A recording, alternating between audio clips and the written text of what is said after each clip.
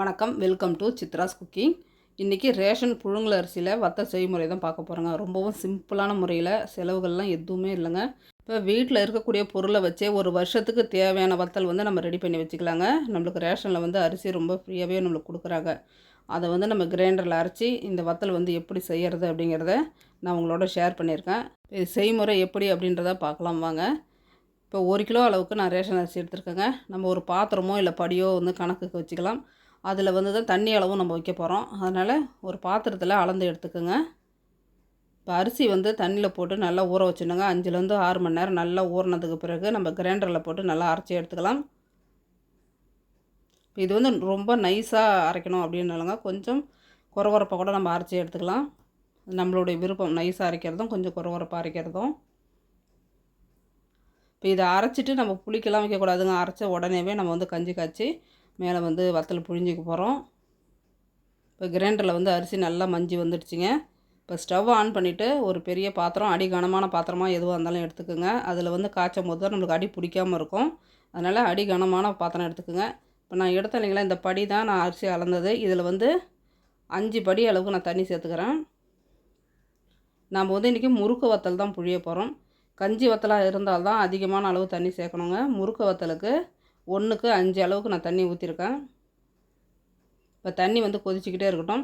அதுக்குள்ளே அது காரத்துக்கு தேவையான பொருள் என்னென்ன அப்படின்றத பார்த்துடலாங்க. இப்போ காய்ந்த மிளகாய் ஒரு 6 காய்ந்த மிளகாய் எடுத்துருக்கேன். கருவேப்பிலை கொஞ்சம், உப்பு தேவையான அளவுக்கு எடுத்து மிக்சியில் போட்டு நல்லா நைஸாக அரைச்சி எடுத்துகிட்டு வந்துடலாம். பாருங்கள், இந்த அளவுக்கு அரைச்சி எடுத்துகிட்டு வந்தால் போதும். இப்போ நம்மளுக்கு மாவும் பாருங்கள் நல்லா கரைச்சி எடுத்து வச்சுக்கணும். இந்த அளவுக்கு தண்ணியாக இருக்கணுங்க. இப்போ மாவு கட்டிகள் இல்லாமல் நல்லா கரைச்சி எடுத்துக்கலாம்.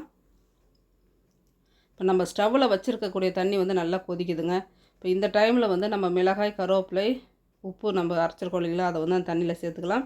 அப்போ தான் உப்பு நம்மளுக்கு எல்லா இடமும் ஈவனாக மாவில் கலந்து வரும். இப்போ இதை நல்லா கலந்து விட்டுடலாங்க. உப்பு வத்தலுக்கு எப்போவுமே கொஞ்சம் கம்மியாகவே போட்டுக்குங்க. நம்ம பொரித்து எடுக்கும்போது உப்பு கரிக்கும். அதனால் நம்ம அரிசி மாவு சேர்த்து கலந்து விட்டுட்டு உப்பு பார்க்கும்போது உப்பு கொஞ்சம் கம்மியாக இருந்துச்சு அப்படின்னா தான் ரொம்பவே நல்லதுங்க. கரெக்டான அளவு உப்பு இருந்தாலும் கூட நம்மளுக்கு பொரிச்சு எடுக்கும்போது உப்பு கரிக்கிற மாதிரி இருக்கும். அதனால் உப்பு கொஞ்சம் கம்மியாகவே சேர்த்துக்கிறது ரொம்பவே நல்லது. இப்போ நம்ம மிளகாயெல்லாம் சேர்த்துருக்கோம் இல்லைங்களா, நல்லா கலந்து விட்டுக்கலாம். இப்போ மிளகாய் உப்பு சேர்த்து அந்த உப்பு கரைஞ்சதுமே நம்ம மாவை கரைச்சி அதில் ஊற்றிடலாங்க. ஊற்றிட்டு நல்லா கலந்து விட்டுட்டே இருங்க. இதன் பிறகு நம்ம கரண்டியை வெளியில் எடுக்கவே கூடாதுங்க. அப்படியே கலந்து விட்டுக்கிட்டே இருக்கணும். அப்படி இல்லைன்னா மாவு அடியில் கட்டி தட்டிடும். அதனால் நல்லா கலந்து விட்டுக்கிட்டே இருங்க.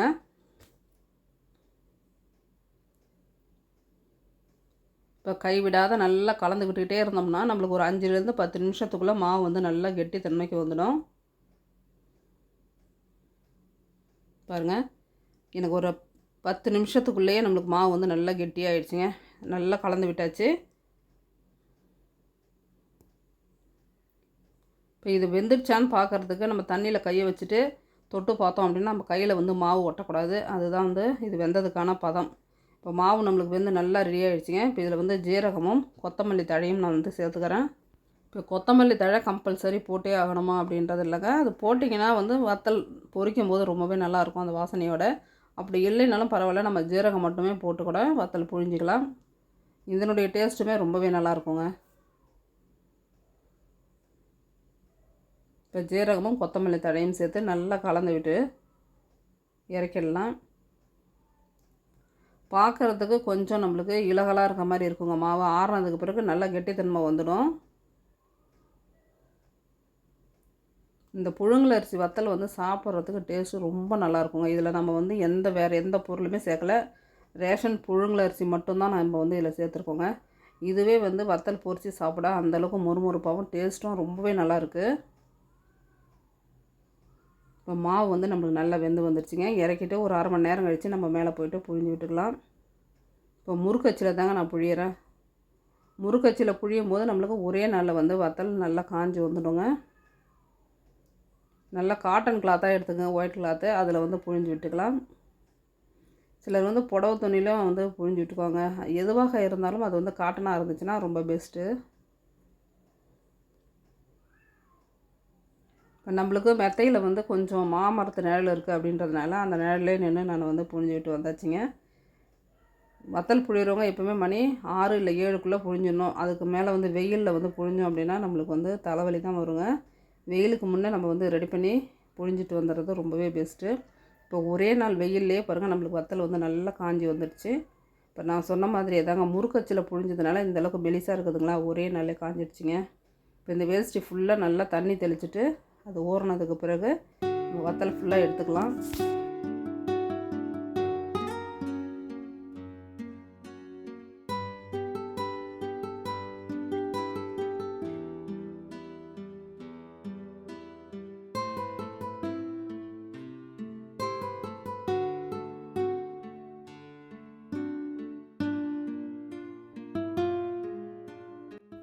இப்போ நம்ம தண்ணி தெளித்து நல்லா ஊறின இடத்துல டக்குன்னு நம்மளுக்கு வந்துடுங்க எடுக்கிறதுக்கு. கொஞ்சம் இந்த தண்ணி இல்லாத இடத்துல எடுக்கிறது கொஞ்சம் கஷ்டமாக இருக்கும். அந்த தண்ணி தெளிச்சிட்டு எடுங்க, நம்மளுக்கு வந்து ஈஸியாக எடுத்துடலாம். நம்ம முறுக்கு மாதிரி புழிஞ்சது ஃபுல் அண்ட் ஃபுல் முறுக்கு மாதிரி வராதுங்க, கொஞ்சம் உடஞ்சி தான் வரும். அதனால் பரவாயில்ல, நம்ம பொரித்து எடுக்கும்போது உடச்சி தான் பொரித்து எடுக்க போகிறோம். அதனால் நான் வந்து அப்படியே உடச்சே எடுத்தாச்சு. பாருங்கள், எல்லா வத்தலையுமே எடுத்துட்டேன். இதை திரும்பவும் ஒரு நாள் ஃபுல்லாக வெயில் நல்லா காய வச்சு அதன் பிறகு வந்து டப்பாவில் போட்டு எடுத்து வச்சுக்கலாங்க. ஆனால் ஒரு நாள் போதும். இப்போ அடிக்கிற வெயிலுக்கு நல்ல வெயில் அடிக்குது. ஒரு நாளே நல்லாவே காஞ்சிடுச்சிங்க எனக்கு வத்தல். காஞ்சிடுச்சு. இப்போ ஆயிலில் வந்து பொரித்து எடுத்துக்கலாம். இப்போ கடாயில் வந்து ஆயில் சேர்த்துட்டு நல்லா ஆயில் ஹீட் ஆனதுக்கு பிறகு வத்தலை போட்டு பொரித்து எடுத்துக்கிறேங்க. பாருங்கள் எந்த அளவுக்கு நல்லா பொரிஞ்சு வருது அப்படின்னு. நம்ம வீட்டில் இருக்கக்கூடிய பொருளை வச்சு வத்தல் வந்து ரெடி பண்ணி வச்சுக்கிட்டோங்க. இந்த ரேஷன் அரிசி நீங்கள் கிரைண்டரில் தான் அரைக்கணும் அப்படின்ற அவசியம் இல்லைங்க. நம்ம மொத்தமாக கழுவி காய வச்சுட்டு மிஷினுக்கு எடுத்துகிட்டு போய் அரைச்சி எடுத்துகிட்டு வந்து வச்சுக்கிட்டிங்கன்னா டெய்லியும் வந்து ஒரு கிலோவாகவே நம்ம கஞ்சா காய்ச்சி இந்த மாதிரி புழிஞ்சு வச்சுக்கலாம். இல்லை நீங்கள் வந்து அப்பளம் மாதிரி கூட முண்டு ஊற்றுற வத்தல் இருக்குது இல்லைங்களா, அது கூட நம்ம ரெடி பண்ணி வச்சுக்கலாங்க. நம்மளுக்கு எது வந்து செய்யறதுக்கு ஈஸியாக இருக்கோ அந்த வேலையை நீங்கள் செய்து வச்சுக்கோங்க. ஒரு வருஷம் ஃபுல்லாக நம்மளுக்கு சாதத்துக்கு சைடிஷ் பிரச்சனையே இருக்காதுங்க. என்றைக்காவது ஒரு பொருள் இல்லை, காய் இல்லை அப்படின்னும் போது டக்குன்னு நம்ம இதை பொரித்து கொடுத்துடலாம். கண்டிப்பாக வந்து உங்களுக்கு இந்த வீடியோ வந்து யூஸ்ஃபுல்லாக இருக்கும்னு நினைக்கிறேன். பிடிச்சிருந்ததுன்னா ஒரு லைக் பண்ணி சப்ஸ்கிரைப் பண்ணுங்கள். தேங்க்யூ.